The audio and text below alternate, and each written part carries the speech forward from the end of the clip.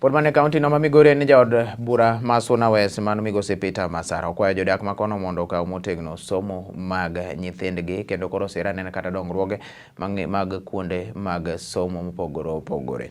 Kano loso e skul primary ma Nyangubo mayudore e Oruba kumano yawe ayanga kar tiegruok ma bende biro some weche mag lony ma nyasani kata ICT. Masara wacho ni somo osekelo lokruok mar ngima oganda ma Oruba kono ma bende thoth rowere wacho ni koro nentiere mane weche mag kong'o kaachiel kod timbego mag maundu.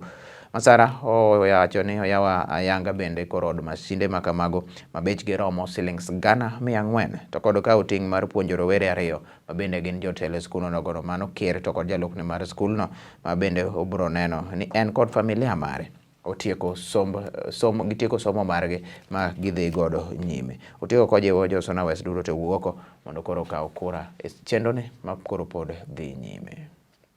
To call us drunkard, and it is true, Changa was our main business at Nyangubo. But we thank God now we have churches, we have professionals from Nyangubo, and we have good schools from Nyangubo. That's why today I'm appreciating the Safaricom Foundation, because they have walked the journey with us. We have a classroom at Nyangubo Girls, and now we have a computer lab at Nyangubo Primary, courtesy of Safaricom. We can't forget this, and we can't take this for granted. May God continue blessing them, and more so those who have participated in one way or the other to ensure that the project become a success. As the people of Suna West, and more so I as their representative, I want to say that we're very happy and we thank God for everything. Today is a milestone for us because we have girls and boys in a ratio of 1-to-1 in this particular primary. Sometimes back in 2003, the girls here, the ratio was 1-to-3.